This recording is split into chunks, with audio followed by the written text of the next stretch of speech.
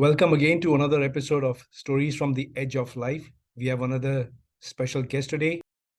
My name is Diane Shader Smith, and my daughter Mallory Smith had cystic fibrosis, and she passed away at the age of 25, but she left 2,500 pages of writing in her journal.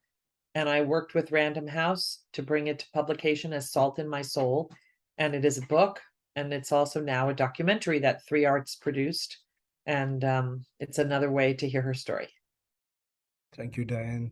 And I'm Parag Bharadwaj. I'm a palliative care physician based in the US. So, Diane, please share with us Mallory's story. Well, Mallory was born with CF and she lived a beautiful life, but then as she got older and her disease progressed, she had more problems. And ultimately, what she died of was resistant bacteria, which is a crisis now that's considered by the World Health Organization to be a global health crisis of AMR, which is antimicrobial resistance. With cystic fibrosis patients, they get repeated infections, and those repeated infections are what destroy the lungs. And unfortunately, we have an antibiotic crisis. And so Mallory received a treatment called phage therapy. And one of the things that I do with her book is share her insights, of which she has many, but also introduce audiences to what phage therapy is and the antimicrobial resistance crisis and why we need legislation. So I do a lot of things with the material that Mallory left me. Outstanding. So let's talk about when she was initially diagnosed, when you first found out. How old was she? What was her medical journey from there on? And, I just want to make sure that the audience gets a good understanding of all that she went through. So she was diagnosed when she was 3, but CF is a disease that you're born with. And what happens is that you start with mild symptoms, coughing, runny nose, chronic cough. But because there is a problem within the DNA in terms of the ability for salt to move freely across the channels, it creates sticky mucus in any part of your body that has mucus. So your sinuses, your GI tract, your lungs, and the bacteria that's in the air floating around that other people carry gets into the lungs, sinuses, GI tract of a CF patient, and then it doesn't release as easily as possible. So the treatments that patients with CF do are designed to dislodge the mucus in order to clear them so that they don't have the infections. But of course, over time, the repeated infections destroy the lungs, and that's what usually kills children and young adults from CF. And just for the sake of our audience, CF stands for cystic fibrosis. Cystic fibrosis.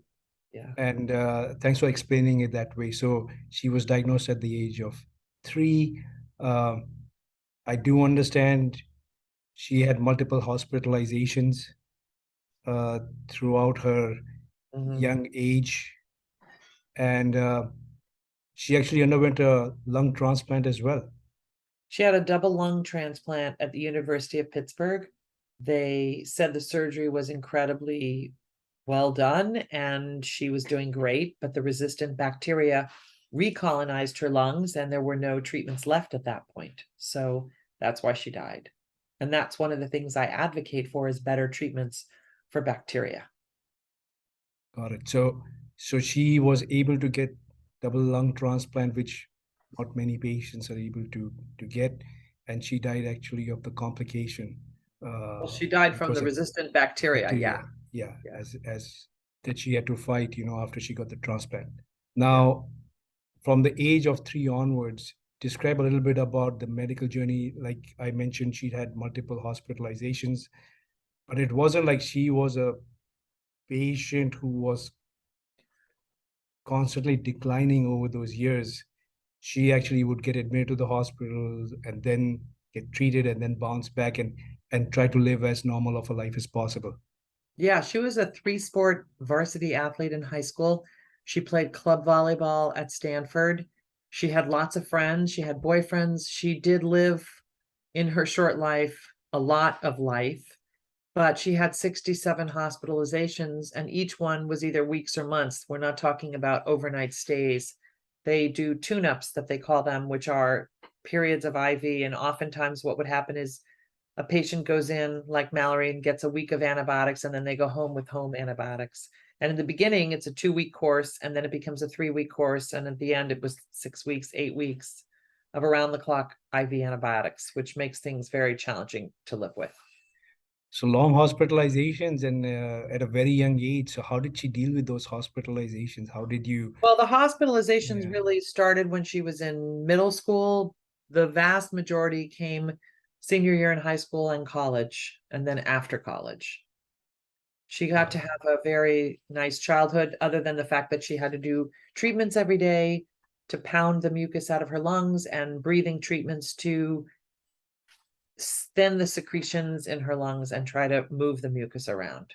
So, got it. So when she was in the hospital, what did she do?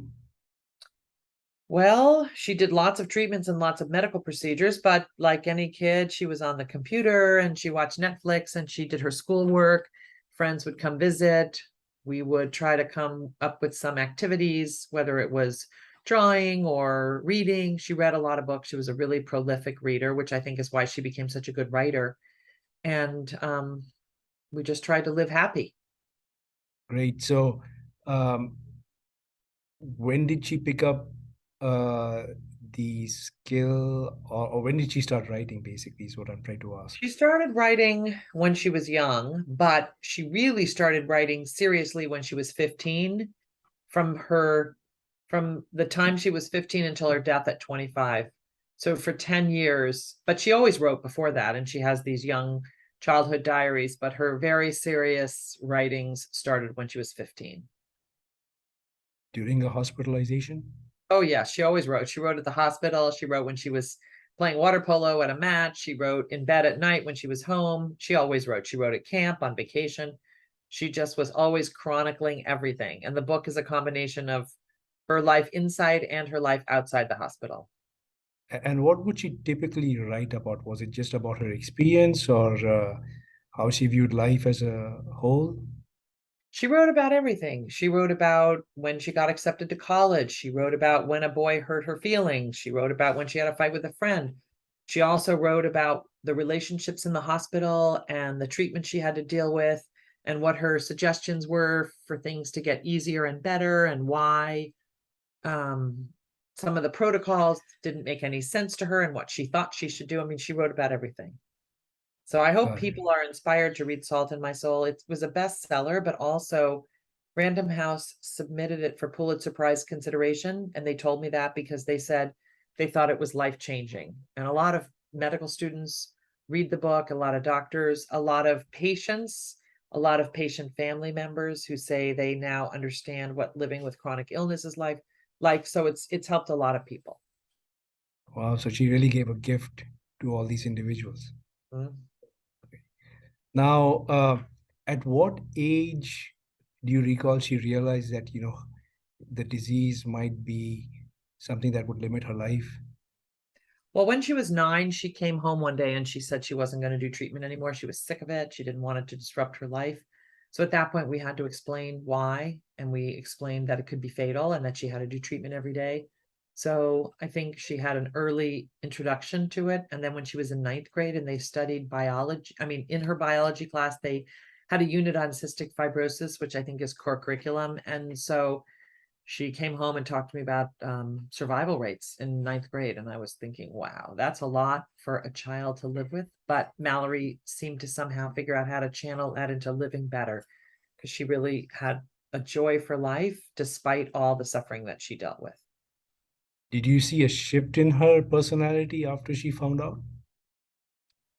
Yeah, I mean, I just think she didn't sweat the small stuff. I think one of the reasons she was an extraordinary person is because she knew the difference between what mattered and what didn't. And she just felt lucky to be alive. And on days that she wasn't sick, she was just so happy to feel good and tried to do as much as possible, because then the days when she was sick, she wouldn't be able to do as much.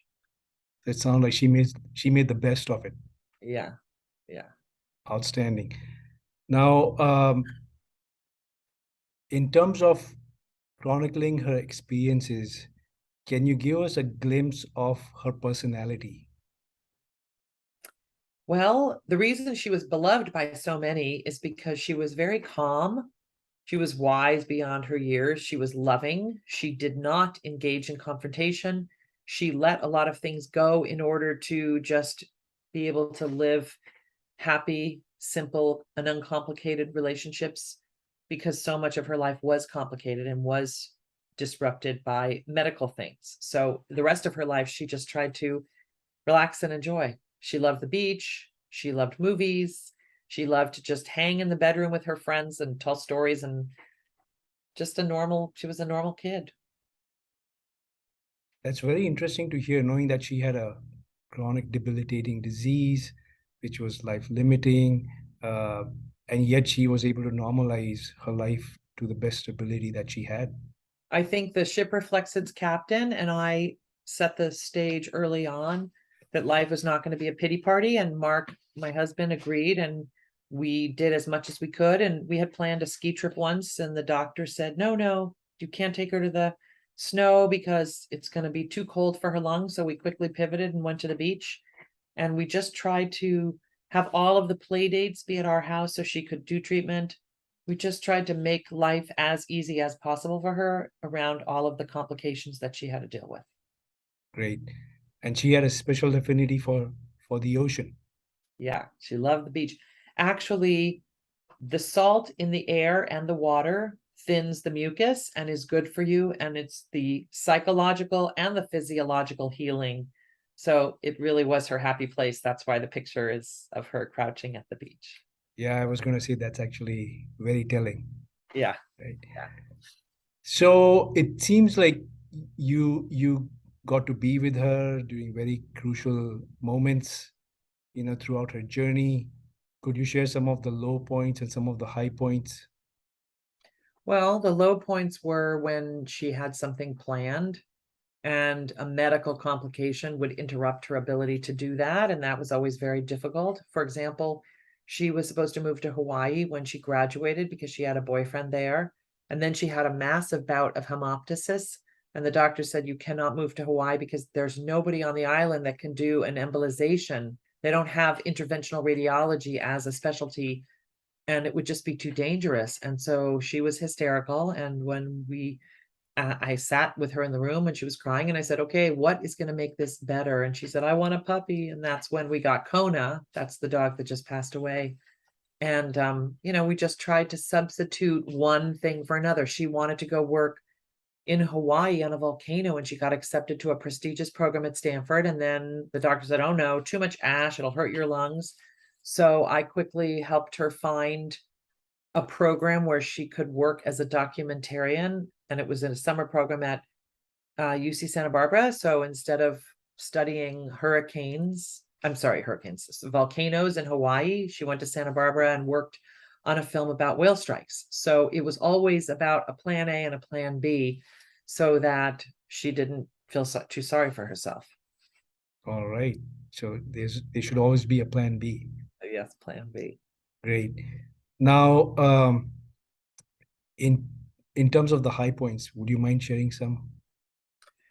Well, I mean, when she got into Stanford, and then when she graduated from Stanford, when she scored the winning shot in her volleyball match at the final playoffs in high school, when she and had a boyfriend named Jack, when they first used the L word and fell in love, and she told me how happy she was.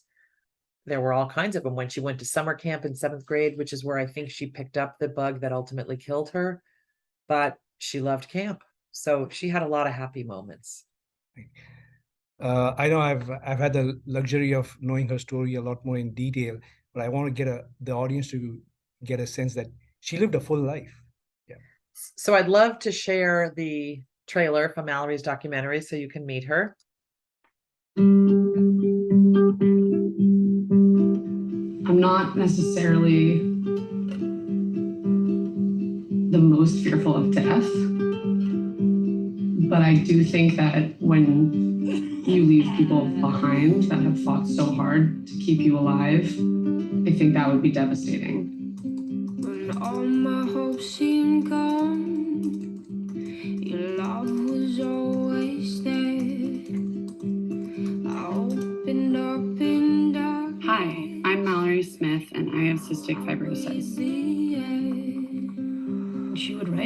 all the time. I wanted to read it, and she would not allow me.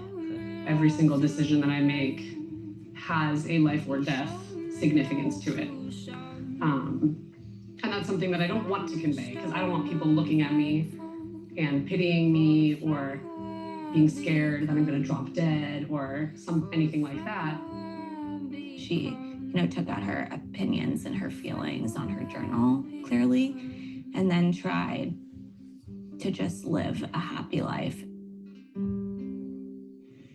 Things seem to be getting worse instead of better. Seems like I'm resistant to the antibiotics. My boyfriend just left town and I miss him. That's all.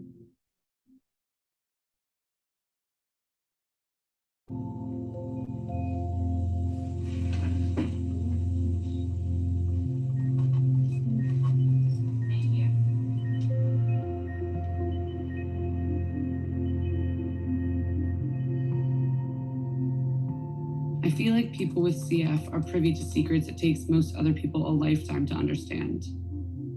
How lucky we are to be alive. That we can leave behind a legacy when we go that will impact others. That simple things are often the most beautiful. That love and happiness are the most important things to strive for.